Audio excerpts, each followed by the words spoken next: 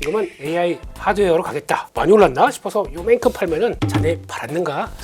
예, 이거에서 그냥 그러게요. 스냅 쫙 끌어가더라고요. 잘못 팔았네 싶어서 10%더 주고 살 수 있겠다. 그럼 파셔도 돼요. 그냥 나갈 겁니다. 만약에 팔고 싶으시면 비중만 좀 줄이세요. 오늘 같은 경우도 개인들은 많이 팔았지 않습니까? 판 거 갖고 그러면 또 다른 걸 산다. 올라간 거 안 살 거 아닙니까? 그러면 좀 확산되면서 섹터에서 좀 정체됐던 쪽들이나 이런 쪽으로는 계속 또 매수가 또 들어올 수가 있기 때문에 섹터 확산도 염두를 좀 해야겠다. 올해 참 외국인들 보면 주식 참 못했거든요. 너무 못했어요. 오르면 사고 내리면 바닥에다 던지고, 오늘도 어쨌든 이제 오르면서 좀 사긴 샀지만 하루에 이렇게 3, 4조 이렇게 사는 경우는 드물죠. 뭐 역대급 지금 순매수를 한 거고, 보통 이렇게 많이 사면 추세적으로 들어오는 경우들이 있었는데, 어쨌든 오늘 하락 종목이 많았지만 지금 시총 큰 것들은 다 AI 인프라 관련주니까 네. 그들이 오르면 뭐 지수는 당연히 오를 수밖에 없는 거죠. 시장은 차별화는 좀 되고 있지만 미국이나 한국이나 결국 AI, 이 빅테크가 돈을 어디냐 쓰느냐, 그거에 따라서 수혜를 받는 기업들이 급등하고 있다.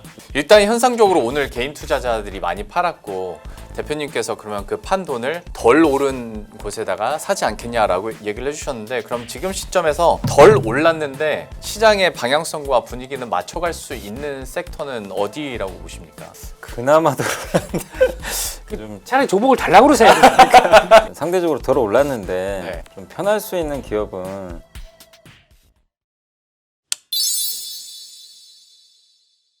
오늘 시장 좀 어떻게 보시는지부터 한번 얘기해 보도록 하겠습니다. 고정 출연자이신 대표님께서 오늘 먼저 시장 분석 한번 해주시죠. 분석할 게 뭐 있나 싶습니다. 그냥 가만히 있으면 잘 올라가는 시장, 뭐 이런 상황 쪽에서 뭐 여러 가지 속출하는 변화가 많이 나왔네요. 근데 갑자기 지난주였나 그 짤이 생각나네요. 내 안에 SK하이닉스 있다. 아, 예, 그게 네, 맞아요. 생각나는 장이긴 한데, 예, 네. 그렇습니다. 뭐 일단 지금 분위기는 그냥 고착화되는 것 같아요. 지금 뭐 반도체 IT, 특히 미국 시장의 성격과 그대로 가다 보니까 거의 연결되는 것 같고, 그쪽에서 근데 아까 보니까 또 미국도 아까 한 2시간 전이었나? 그때 이란에서 뭐 갑자기 뭐 미사일 쏴서 그 미국 함정 격투했다라고 하다 보니까 뭐 출렁이만 한번 나오더라고요. 그만큼 미국도 많이 오르다 보니까 약간 이제 작은 뉴스 가지고도 이렇게 출렁출렁이면 보인다라는 쪽들은 보이는데, 그럼에도 불구하고 뭐 바로 자세 갖는 거 보니까 뭐큰 영향은 없는 것 같고, 그냥 지금 대세가 그거죠.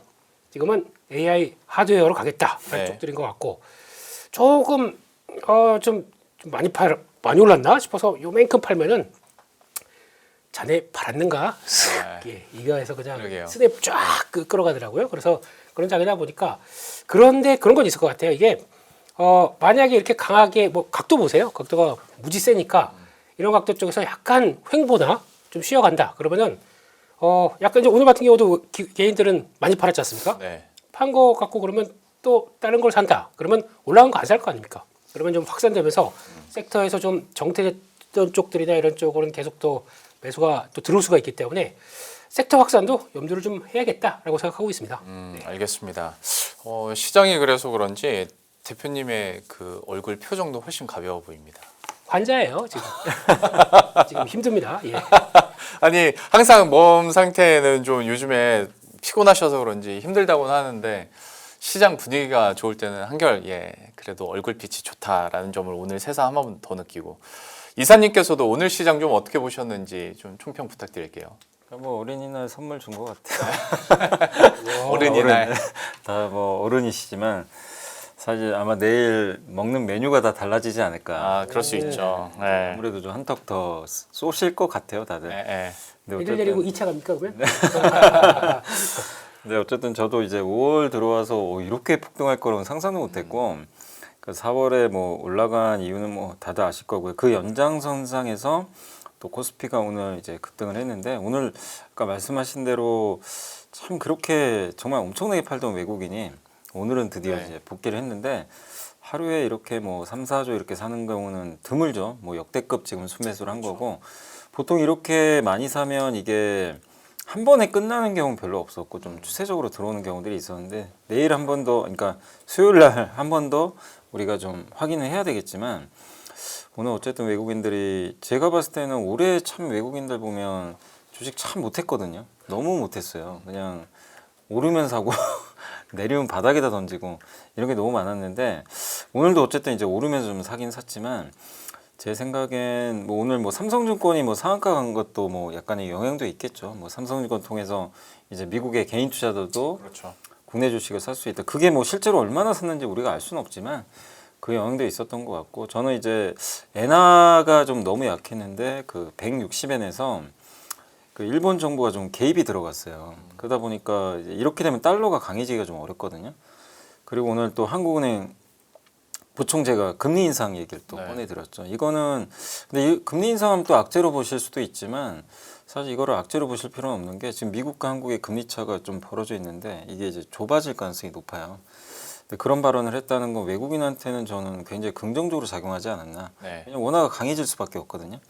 그러면 이 높은 환율에서 앞으로 환율 떨어지고 또 지금 삼성전자 하이닉스 지난주에 보셨겠지만 미국 빅테크 그냥 뭐 우리 예상보다 또 많은 투자를 좀 한다고 확정이 돼 있잖아요. 그런 걸 본다면 여기서 외국인들이 좀 주저할 필요는 또 없었다고 생각을 해요. 예, 환차익까지도 누릴 수가 있다 보니까 네. 그래서 그런 것들이 오늘 좀 가미가 돼서 AI 인프라 관련된 기업으로 좀 집중 매수가 들어와서 코스피가 올랐는데 어쨌든 오늘 하락 종목이 많았지만 지금 시총 큰 것들은 다 AI 인프라 관련주니까 네. 그들이 오르면 뭐 지수는 당연히 오를 수밖에 없는 거죠. 그래서 어쨌든 지금 시장은 차별화는 좀 되고 있지만 미국이나 한국이나 결국 AI 이 빅테크가 돈을 어디냐 쓰느냐 그거에 따라서 수혜를 받는 기업들이 뭐 미국, 한국 가릴 거 없이 다 급등하고 있다 이렇게 봐야 될 것 같습니다. 사실 오늘 외국인들의 이런 매수세 보면서 제가 너무 이제 쫄보여서 그런지 몰라도 내일 우리나라 휴장하는 거 모르나 싶을 정도로 왜냐면 한때 워낙 불확실성이 급해질 때는 금요일에 왕창 팔고 다시 월요일에 사고 그런 패턴들이 좀 반복됐던 때도 있었는데 내일 휴장임에도 불구하고 5월의 첫 번째 거래일서부터 외국인들이 매우 강하게 사줬었고 이게 이제 계속 지속성을 갖게 될 수 있을지는 한번 지켜보도록 할 텐데 한 가지만 이거는 약간 좀 아쉬움이 남아서 두 분께 또 똑같이 한번 여쭤볼게요.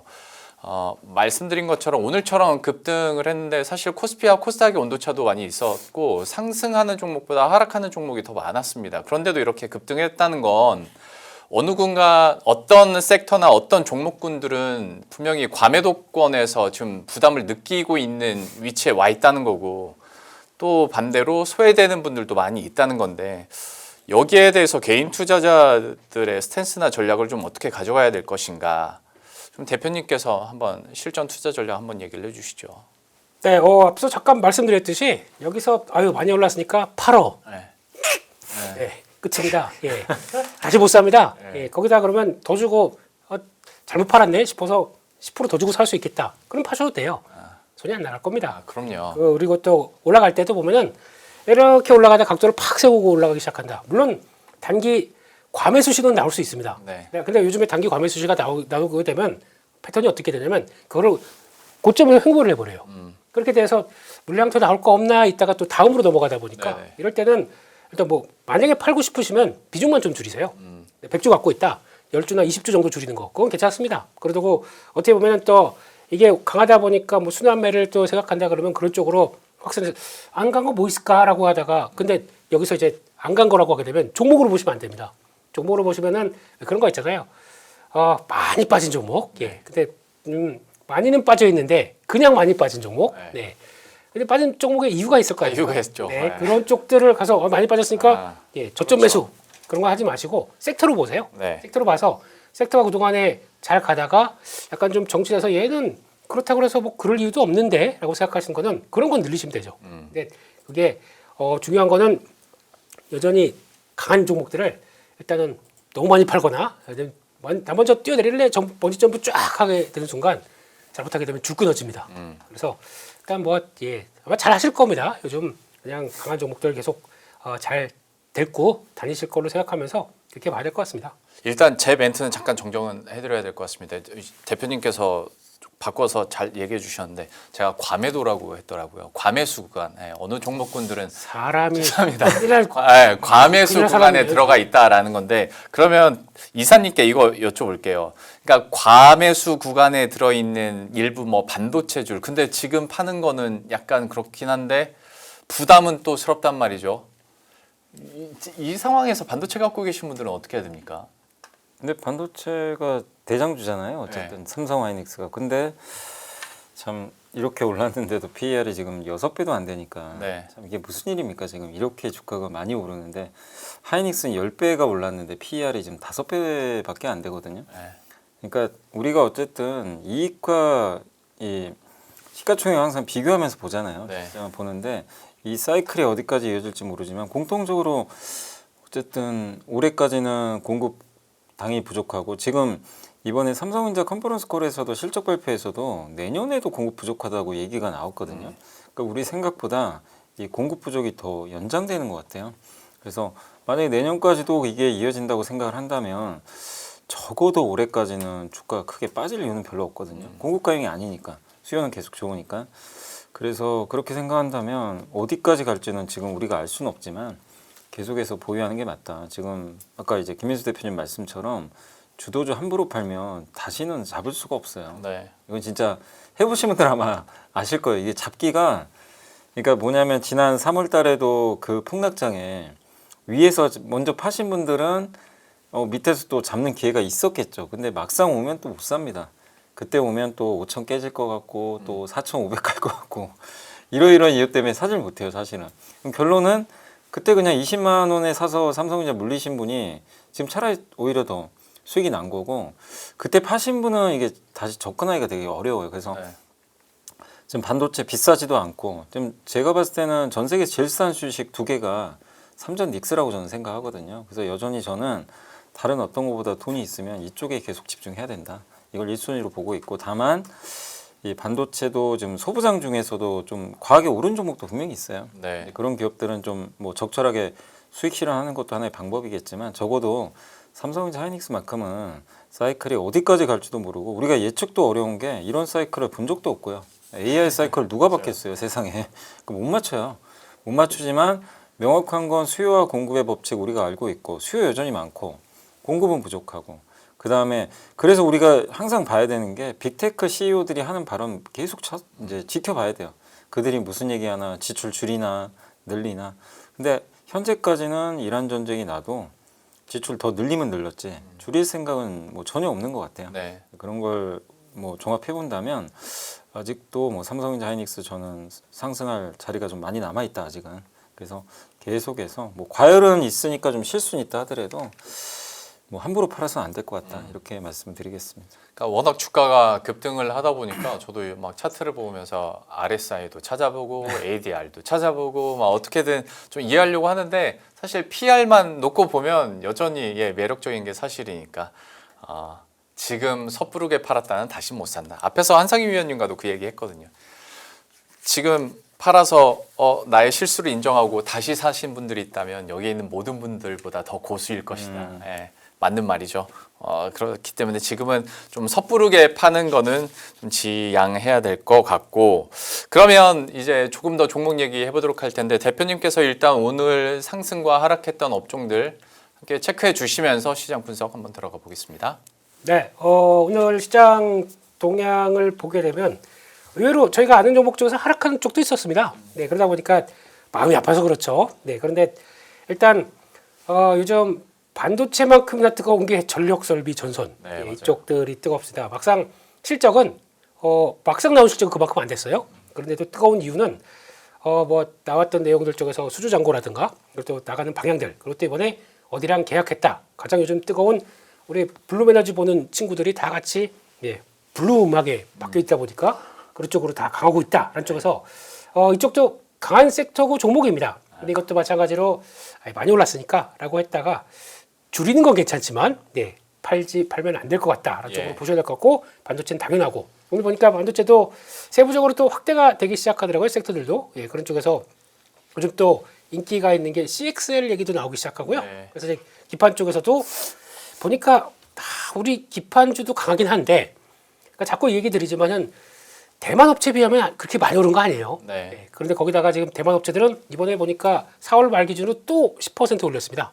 난야 같은 경우는 가격이 오르다 보니까 뭐 부족한 게 구리 가격이 올랐고 거기다가 유리 섬유 이게 부족하다 보니까 가격 올려야 된다.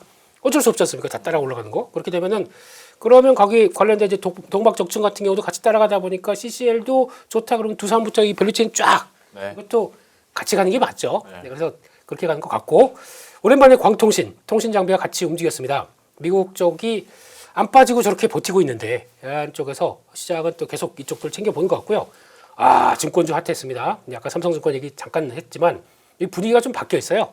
이제 우리가 그 오늘 5월 달부터 외국인들이 이제 직접 리테일 쪽으로 외국 개미 형님들이 네. 예, 한국 주식 직접 살 수 있다. 네. 근데 아직 뭐 본격적으로는 그 API하고 연결이 아직 안 됐다고 합니다. 네. 근데 그런 쪽에서 미리 선주문 들어오는 것들을 뭐 처리할 수는 있다라고 하다 보니까 거기서 강하게 들어와서 증권주 얘기 좀 이따가 시간 나면 예 한번 말씀드리겠습니다. 네, 네. 그런 쪽이고 2차전지 역시나 지난주 실적 강했기 때문에 또 들어오고 있고 MLCC 예 뭐 이상 없죠. 삼성전기가 10% 올라가는 이런 세상. 그러게요. 조만간 100만 원을 바라보는 이런 세상. 예, 참 어색하지만 그래도 즐겨야 되는 이런 상황. 네, 양자 강했고요. 또 로봇도 자꾸 로봇 가지고 얘기가 많더라고요. 뭐 금리가 안 빠지니까 로봇, 우주항공 이런 것들을 보면 안 된다. 성장주 보면 안 된다라고 하는데, 네, 그래 보세요. 네, 그렇습니다. 예, 그러면 어떻게 됐는지 예, 그런 쪽으로 가는 것 같고. 근데 생각보다 로봇 그러니까 뭐 현대차를 필두로 해서 네, 그러니까 생각보다는 탄력이 좀 덜 가긴 하더라고요. 세부적으로 보게 되면 네. 괜찮습니다. 예, 가는 종목들이 더 이게 시장에서 바라보는 쪽들이 있다 보니까. 근데 이거를 그러니까 현대차가 가서 그러면 만약에 여기서 반도체가 살짝 쉰다. 그럼 뭐가 가겠습니까? 라고 했을 때 바톤 터치가 어디로 될 것이냐. 이것도 또 하나의 이제 내일 쉰 다음에 또 다른 또 관심사가 아닐까 싶거든요. 네, 그런 네. 쪽으로 갔을 때 역시나 바톤 넘어올 수 있는 쪽들은 계속 또 지켜보는 게 맞겠다라고. 사실 뭐 반도체, 전력 설비, 광통신까지는 하나로 묶은다고 생각한다면 그렇죠. 다 이루고 있지 않습니까? 하늘 향해 두 팔 벌려 이루고 있는데 여기서 거기서 더 간다. 물론 횡보한 다음에 더 가는 건 모르겠는데 네. 이 상태에서 그대로 뭐 미국 시장도 계속 좋다라고 하게 되면 다음 타자는 또 바톤이 이어받을 수가 있는 것들 이것도 네. 보셔야 되겠다고 생각하고 있고요.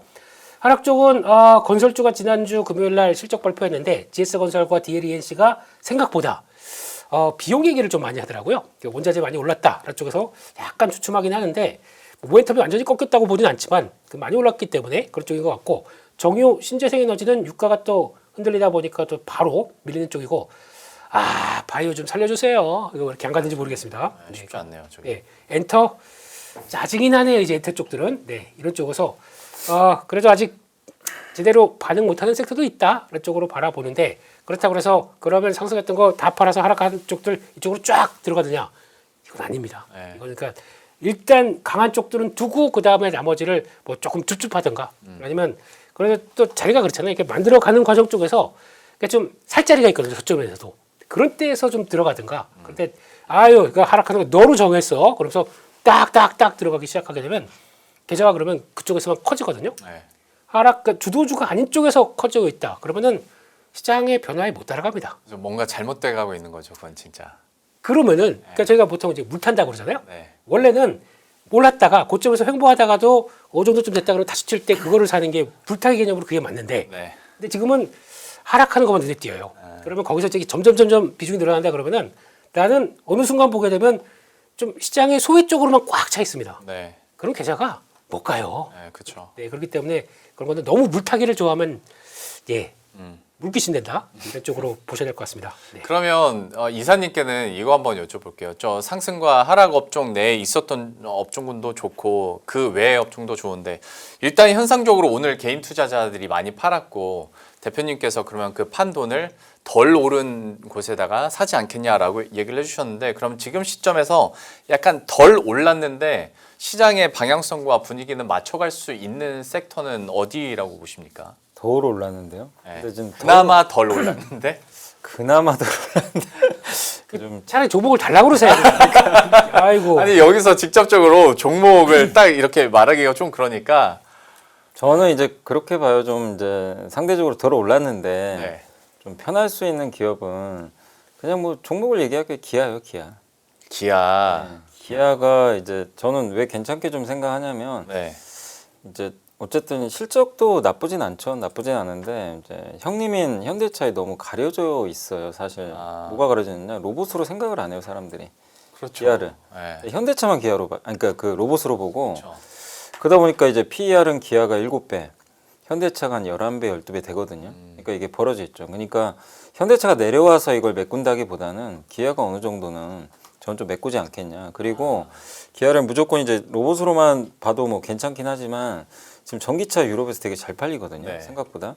근데 전기차 이제 팔리고 ESS 보면서 제가 좀 괜찮게 생각했던 게 배터리 쪽도 괜찮게 생각했었고 이제 오늘 포스코홀딩스도 많이 올랐잖아요. 근데 이제 결국 전기차가 팔린다면 그걸 또 제대로 만들어서 판매하는 업체들도 나쁘지 않겠다 이렇게 봤는데 사실 이제 전기차 쪽은 현대보다는 기아가 좀 낫거든요. 네. 포트폴리오가 괜찮아요. 특히 이제 유럽의 뭐 EV부터 해서 이렇게 되게 대형 모델까지 네. 풀 라인업이 갖춰져 있고 유럽이 지금 전기차 판매가 장난이 아니에요. 엄청 성장하고 있고 사실 옛날에 이제 테슬라 독주하다가 중국이 뛰어들었고 네. 근데 이제 중국도 중국이지만 이제 우리나라 판매 모델들도 어느 정도 저는 이제 라인업이 갖춰졌으니까 유럽이 이렇게 또 잘 전기차가 잘 된다면 기아한테 또 상대적으로 유리하지 않겠냐. 저는 그렇게 좀 생각을 하고 있거든요. 그래서 그런 걸 종합해 보면 기아가 좀 지금 상황에서는 되게 좀 답답해요. 주가 뭐 움직이지도 않고. 그러니까 그런 목적에는 저는 좀 일단은 좀 부합하는 기업 중에 하나가 요 기업 아니겠냐. 그리고 어느 순간 또 이제 로봇 테마 가면 또 불면 네. 또 거기에 또 색깔을 입힐 수도 있기 때문에 되게 여러 면에서 좀 괜찮을 것 같다. 예. 근데 다만 이제 저도 언제 움직일지는 뭐 그건 모르니까 그래서 기아 같은 어떤 이제 기업들을 좀 한번 주목해 보시는 것도 저는 좀 괜찮을 것 같고 그리고 이제 이게 뭐 안 올랐다고 하긴 좀 그런데 여전히 좀 괜찮게 보는 게 아직 저는 이제 이 폭발을 안 했다고 보는데 그 조선업종. 조선. 네, 네. 조선업종 중에 이제 한국조선해양 같은 경우. 네. 왜냐하면 이제 제가 여전히 기대하고 있는 것 중에 하나가 미국에 올해 아마 투자할 거거든요. 이미 작년에 투자할 거라고 얘기를 해놨기 때문에 그게 언제가 될지 모르겠어요. 지금 뭐 하반기가 될지 모르지만 미국이 지금 급한 것 중에 하나가 군함이고 좀 군함을 어쨌든 만들어야 되는데 자체적으로 지금 생산할 수 있는 능력은 안 되잖아요. 그래서 한국과 파트너십을 맺을 수밖에 없고 그래서 그 하나의 필리조선소가 이제 어쨌든 파트너십을 맺고 만들게 될 텐데 현대중공업 이제 그룹이죠. 한국조선해양도 어쨌든 미국에 지금 군함 만드는 능력은 있으니까 반드시 미국에 조선소는 있어야 돼요. 네. 그래야 그게 건조가 가능하니까. 그래서 그게 어쨌든 하반기 중엔 한번 나오지 않겠냐. 그래서 지금도 주가가 뭐 견조하긴 한데 사실 차트 보시면 그냥 옆으로 쭉 늘어져 있어요. 되게 오랫동안. 근데 어느 시점에선 한번 또 위를 열지 않을까. 그리고 상대적으로 주가도 비싼 편은 아니에요. PER 한 15배 되니까. 그래서 좀 상대적으로 주가도 좀 저평가돼 있어서 뭐 한국조선해양 같은 조선주도 괜찮지 않나. 근데 하나 쪽은 이제 주가가 사실 엄청 올라서 사실 좀 부담은 돼요. 밸류 부담은 되니까 지금은 한국조선해양 쪽이 조금 저는 괜찮아 보인다 이렇게 생각하고 있습니다. 그러니까 지금은 AI 하드웨어나 이런 내러티브로 인해서 급등을 하지만 시장이 약간 흔들려서 숫자에 조금 더 집중할 때는 그때 조선들이 한 번씩 품습니다. 네. 그리고 많이 물론 오른 감도 있지만 또 상대적으로 봤을 때는 횡보하고 있는 분위기도 좀 맞거든요. 오랫동안 행보했어요. 네, 지금. 맞아요. 네. 그러다 보니 조선에 대해서도 한번 얘기를 해주셨고 같은 아이디어 내에서 기아 또 얘기를 해주셨으니까 그 로봇 안에서의 조명을 못 받았던 기아에 대해서도 한번 기대를 해보도록 하겠습니다. 그러면 이제 대장주 하나만 더 이제 대표님께 여쭤볼게요. 삼성전자에 대해서 이거 잠깐만 얘기를 할 텐데 이전에 그 시티은행에서 보고서 내고 뭐 삼성전자나 SK 하이닉스에 대해서 워낙 과감하게 목표 주가를 올렸을 때도 회자가 됐지만 이번에도 여전히 매수 의견이긴 합니다만 목표 주가가 살짝 떨어졌거든요. 뭐 노조 리스크 때문이라고는 하는데 이거를 좀 우리가 민감하게 받아들여야 되나? 워낙 이제 주가가 많이 오르니까 여기에 대한 의문들이나 물음표를 갖게 되는 것 같습니다. 혹시 대표님께서는 이 포인트는 좀 어떻게 오늘 받아들이셨어요? 노조가 문제가 아니고요. 노조로 인해서 나올 수 있는 비용을 네. 삼성이 미리 좀 어느 정도 안고 있느냐 아니냐가 제일 중요한 것 같습니다. 네. 지금은 이번에 1분기 때 실적이 생각보다 잘 나왔다고 하더라도 서프라이즈라고 하더라도 만약에 노조와 어쨌든 협약을 통해서 혹시나 비용을 부담하게 되면 2분기부터는 그 정도 실적이 안 나올 거 아니야라고 하는 게 이제 가장 중요한 단서라고 봐야겠죠. 네. 뭐 요즘 삼바도 그렇고요. 네, 요즘 삼성이 옛날에 삼성답지 않다 보니까 거기서 나오는 얘기들이 노조와 관련된 쪽들이 이제 자꾸 뭔가 좀 부담으로 되는 것 같긴 한데 모르겠습니다. 노조 얘기 저한테 묻지 마세요. 노조 같은 노조의 노자도 모르는 사람이기 때문에 그렇기 때문에 그런 거는 그러니까 저희가 투자를 할 때 보게 되면 이제 비용 관련된 쪽으로 인식을 할 거 아닙니까? 네. 그 비용이 생각보다 커졌기 때문에 그렇다라고 보는데 반대로 그러면 하이닉스는 오히려 그러면 만약에 혹시나 파업으로 들어간다라고 했게 되면 파업이 아니고 정확하게 하이닉스도요? 아니요 삼성이 삼성이 네. 파워 들어간다. 파업이 아니고 태업이라고 얘기를 합니다. 아, 예, 왜냐하면은 자동화가 다 돼 있기 때문에 네. 그걸 멈추진 않아요. 네. 멈추는 것보다 그 어떤 만약에 무슨 수출을 하게 되면은 무슨 페이퍼워크라든가 네, 네. 이런 쪽에서 생각보다 지연이 되게 되면 그게 제대로 실적이 안 잡히는 과정들이 나오다 보니까 그런 쪽에서 영향을 끼칠 수 있다라고 나오는데 그렇게 되게 되면 혹시나 생각보다 만약에 그러면 그 생각 때문에 디램이나 낸드가 더 가격이 올라간다. 그러면 이상 없는 하이닉스가 더 수혜를 더 받는다. 라는 쪽으로 갈 수가 있는 게 네. 지금의 현실이 아닌가 싶은데 그게 오늘장에서도 그대로 나타난 거 아니겠습니까? 그리고 하이닉스가 원래는 더 싸요. 지금 싸다 보니까 거기다가 또 가장 근본적인 흐름 ADR이죠. 네. 이걸 가지고 시장에서는 어떻게 생각하실지 모르겠지만은 지금 이제 그 미국에 있는 그 DRAM이라고 DRAM 네. 이 티커를 본다고 하더라도 거기서 이제 나오는 게 이제 약간 계속 그쪽이 강세로 가기 시작하면서 마이크론 테크놀로지가 약간 좀 그러니까 주가가 올라가다 보니까 이쪽을 좀 비중이 약간 떨어지더라고요. 근데 그거를 채우는 게 오히려 하이닉스가 더 늘어납니다. 네. 아니 그 구성을 잘 보시게 되면 그렇다는 얘기는 상대적으로 거기서조차도 조금 좀 저평가라고 생각하는 게 좀 더 늘어나지 않나라는 쪽으로 바라보는 것도 있다 보니까 물론 이제 주가가 140만 원 되게 어색해요. 그렇다고 하더라도 네. 그런 쪽에서 뭐 140만 원대도 주가가 이게 들어간다는 얘기는 그만큼 아마 그런 탄력들이 조금 더 반영되는 게 아닌가 싶어서 그런데 반대로 만약에 이런 상황 쪽으로 계속 가다가 미국도 이상 없이 AI 하드웨어를 계속 부각을 받고 있는데 삼성전자가 또 덜 갔다. 또 언젠가 또 이렇게 확 올라갈 수 있는 모습은 나오긴 하는데 빨리 이제 노조 관련된 쪽들이 좀 정리가 되면 좋겠다라고 생각하고 있고요. 게다가 또 이번 실적에서 가장 눈에 띄는 거 그겁니다. 샌디스크나 그리고 또 웨스턴 디지털 그리고 또 시게이트 모두가 하는 얘기가 뭐냐면 HDD 쪽과 SSD도 지금 5년 장기 계약을 한다고 해요. 네. 얘네들마저도. 네. 그렇다는 얘기는 뒤에 줄 서 있고 얘네들 쪽 나눠도 벌써 내후년까지 다 완판돼 있다고 합니다. 그렇죠. 그래서 5년짜리까지 들어가기 시작한다는 얘기는 이거는 뭐 게임 끝났다고 봐야겠죠. 공급이 그만큼 안 들어온다라고 하게 되면 그러면 거기를 공급하고 있는 메모리 업체들은 얼마나 호황이라는 얘기입니까? 그런 것만 본다고 하더라도 원래는 그래서 우리가 샌디스크 계속 사야지. 물론 샌디스크 실적이 내년까지 감안한다 그러면 이렇게 올랐는데도 그렇게 비싸지 않습니다. 미국의 밸류를 생각하게 되면 그러다 보니까 거기서 나오는 거의 근본적인 물음은 누가 생산해? 이런 쪽이 나오다 보니까 이쪽이 계속 또 자극을 받는다고 봐야겠죠. 네. 많이 올라서 이제 거기까지 좀 하겠습니다. 뭘 올라갖고 계속 털기만 힘드세요. 예. 알겠습니다.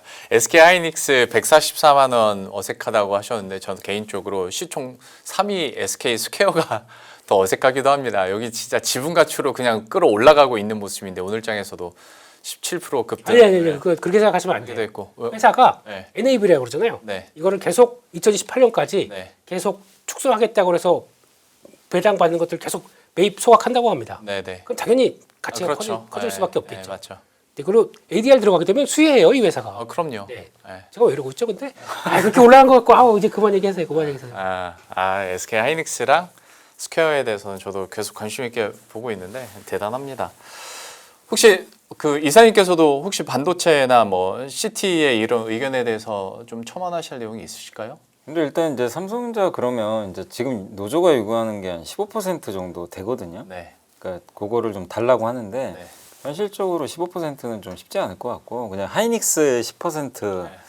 그냥 충당금 쌓는다고 가정을 하시면 돼요. 그냥 이익에다 10% 까시면 돼요.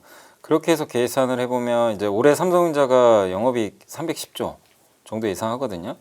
그러면 280조 정도 될 거고 아마 순이익은 200조 초반 한 210조? 210조로 지금 시총 1,500 나누면 PER이 7배밖에 안 돼요. 그러니까 무슨 얘기냐면 충당금을 만약에 10% 쌓는다고 해도 여전히 너무 쌉니다. PER 7배는 비싼 게 절대 아니거든요. 네. 내년 실적은 더 좋잖아요. 그러니까 내년으로 계산하니까 한 6배 나와요. PER이. 그러니까 너무 이 노조 이슈에 그냥 여러분들이 그러니까 이제 불안하죠. 이것도 충당금 쌓고 이익도 줄어들고 또 CT가 목표주가 낮추니까 이것도 이것도 내가 좀 팔아야 되나? 그러니까 좀 모멘텀이 그러니까 안 좋다고 생각하진 않는데 좀 슬로우해지지 맞아요. 않을까라는 걱정들이 많아요. 그런 부분도 있는데 어쨌든 그 반도체 가격 오르는 건 다 똑같이 받는 거고 또 이 파업이라는 것도 그렇고 이 노사 갈등도 영원한 건 아니거든요. 결국 다 해소가 될 거고 그래서 그냥 최악을 가정 한번 해보시면 돼요. 최악으로 충당금 10% 쌓아도 PER 7배, 6배 요거밖에 지금 아직 안 되는 상황이고요. 또 여기서 이익이 또 증가한다? 더 낮아지겠죠. 그래서 저는 너무 이 지금 이 파업 리스크, 이 충당금 리스크에 너무 이렇게 스트레스 받지 마시고 요게 뭐 너무 좀 비중이 커서 뭐 이 기업 가치를 정말 너무 훼손시키고 이런다면 또 모르겠지만 어쨌든 지금 삼성전자 저는 지금의 이익에 비해서 충당금 10% 쌓는다고 해도 절대적인 좀 저평가 상태이기 때문에 뭐 그렇다고 지금 여기서 뭐 하이닉스도 삼성전자 이제 갖고 계신 분들 아마 오늘 심정 그러실 거예요. 사상 최고가인데 기분이 안 좋아요. 왠지 아시죠? 그렇죠. 사상 최고가인데 네. 기분이 안 좋아요. 왜냐하면 포모가 와요. 예. 옆에 하이닉스는 저러고 날아다니는데 그러니까 사상 최고가면 지금 기분이 되게 좋아야 되죠. 오늘 하이닉스 삼성전자에서 5% 가까이 올라서 네. 되게 폭등한 거잖아요, 사실은. 근데 옆에 비교 대상이 너무 또 좋다 보니까 아마 또 그런 심리도 있을 거야. 그냥 갈아타버릴까? 이럴 수 있지만 그러지 마시고 저는 그냥 삼성전자 좀 끝까지 들고 가보자. 이렇게 말씀드리겠습니다.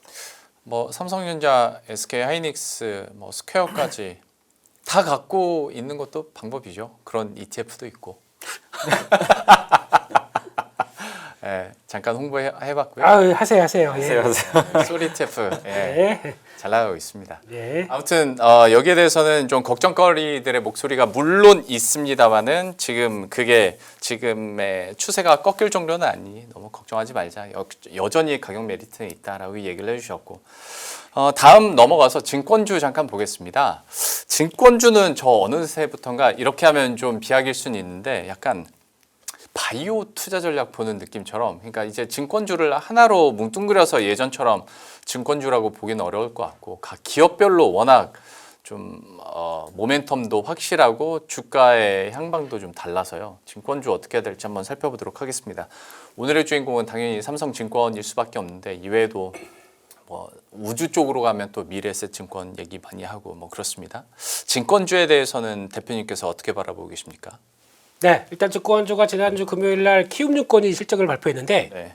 생각보다 아니 1분기 때 그 폭발적인 거래 대금 생각하게 되면 이거밖에 안 나와? 라고 했던 게 한 14% 15% 정도밖에 증가가 안 됐더라고요. 작년 동기 대비해서. 그러다 보니까 이거 뭐야? 라고 해서 좀 밀려 있었는데 그런데 아시잖아요. 증권 저는 이제 자유로운 사람이기 때문에 증권사는 좋을 때 비용 많이 텁니다. 아시죠? 예, 그리고 또 안 좋을 때 조금 이연시킨 게 있는데 그런 것들을 많이 텁니다. 그렇기 저 때문에 말하지 마시고 저는 운용사에 있기 때문에 증권사에 계신 분은 그놈이 그놈이 아니고 죄송합니다. 예. 그 사람들이다 뭐 비슷한 여기 다 제도권이시군요.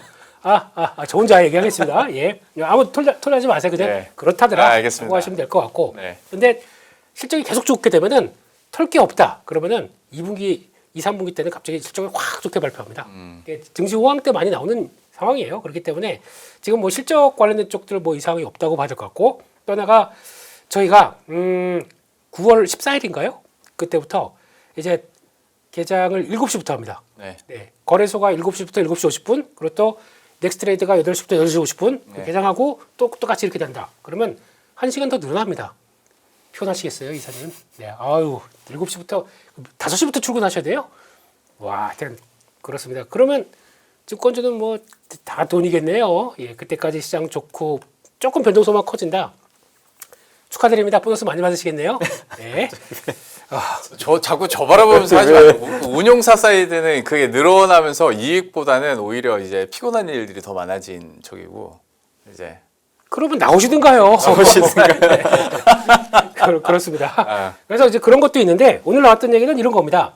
외국인 개미 형님들이 예. 외국에 있는 개미 형님들도 우리나라에 이제 직접적으로 접근할 수 있다라는 쪽들이 나오다 보니까 그래서 외국인 통합 계좌라는 얘기가 나왔었고 그게 이제 지금 보니까 현지 증권사를 활용해서 지금 막 서비스가 나오기 시작하네요. 그래서 진입 장벽 완화되고 그러면 이제 중화권이나 북미, 유럽 개인 투자자가 이제 한국 주식 직접 산다라는 쪽들에 대한 기대감들이 그래서 이게 오늘 조금 영향도 있었다고 봐야 될 것 같습니다. 근데 이게 만약에 그럼 우리만 외국인들이 이렇게 많이 샀다 그러면 모르겠는데 대만도 오늘 폭등했습니다.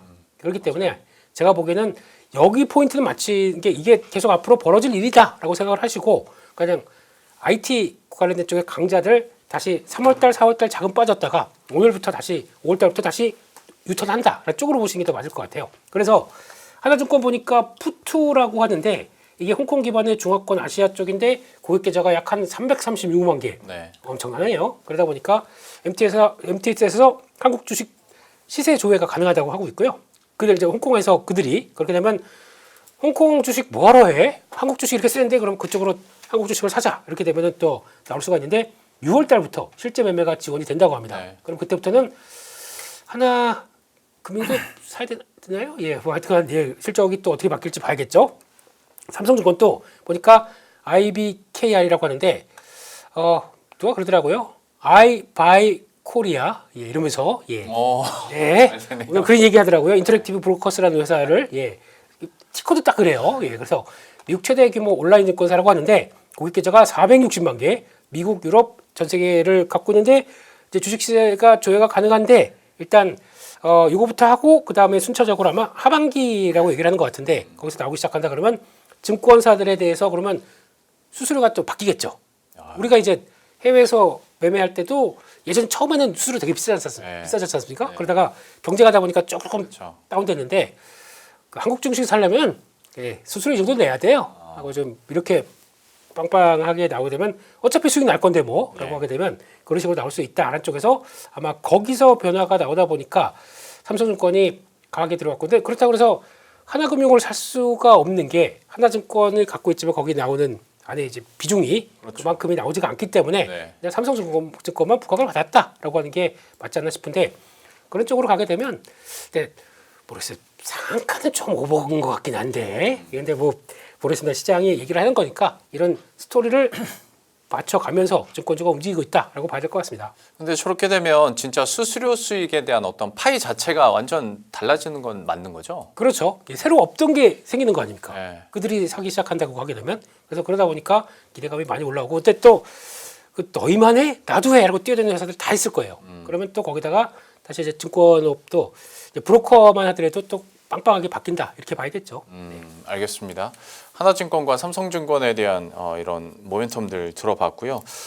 이사님께서는 또 증권주 어떻게 보시는지. 근데 이제 증권주는 또 국민성장펀드 관련해서도 같이 엮여서 많이 화제되는데 직접적인 모멘텀을 좀 덜 받고 있긴 합니다만 증권주 전반에 대해서는 좀 어떻게 보십니까? 그 증권주도 지금 사실 우리나라 증시를 이끄는 3대 축이 있잖아요. AI 사이클이 있고 네. 그다음에 이제 트럼프 대통령이 만든 이제 제조업 탈세계와 중국을 대체하는 이제 그런 제조업으로 이제 우리나라 기업들이 또 속해 있고 또 한 가지가 이제 밸류업이죠. 근데 밸류업 하면 당연히 증권주가 빠질 수 없고 또 국민성장펀드 마찬가지니까 그래서 계속해서 저는 주도주가 될 수밖에 없다.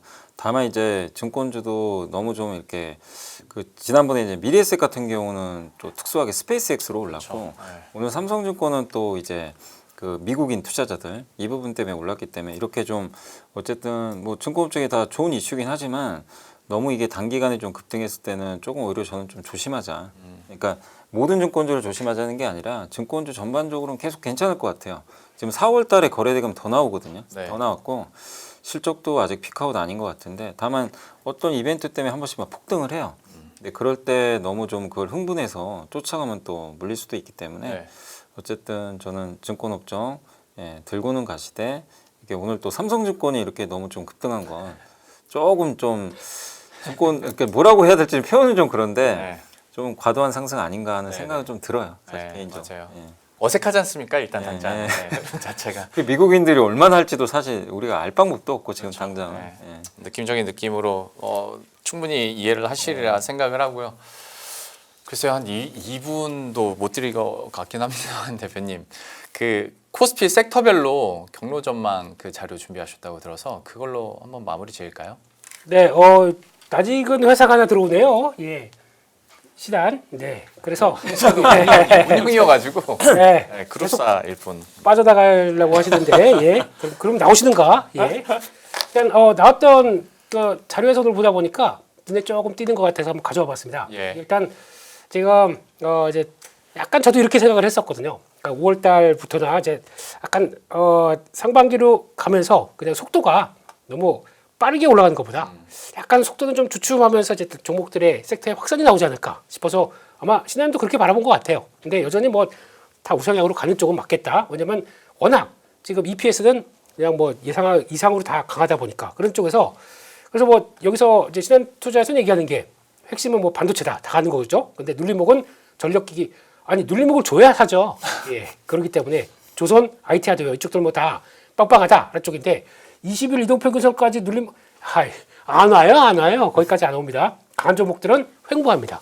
횡보해서 닭이 아마 5일선 정도쯤 해서 거래제 쭉 줄이다가 거래 탁 터지면 거기서 나올 수가 있겠죠. 그런 쪽. 그러니까 이사님의 그 조선과도 일맥상통하는 그렇죠. 얘기네요. 네.